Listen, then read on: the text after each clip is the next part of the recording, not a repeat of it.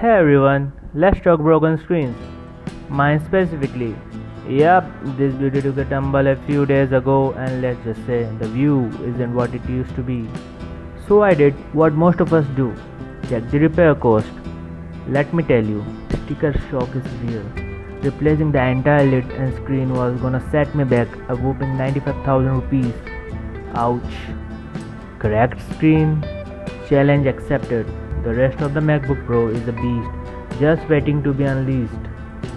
It had a powerful processor, awesome keyboard and a smooth trackpad.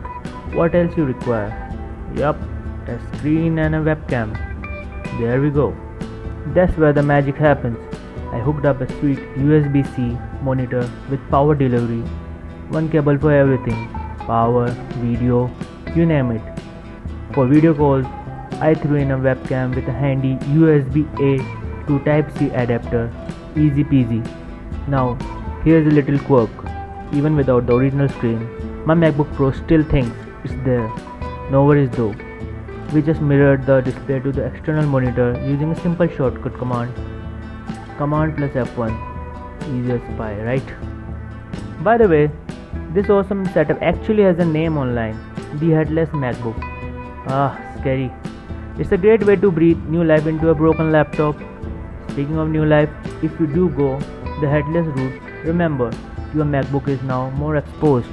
For extra travel protection, I recommend a good case like Spygen provides. So there you have it, a broken MacBook Pro transformed into a killer desktop setup. This is a fantastic, budget-friendly option if your screen takes a hit. Plus, it's a fun project.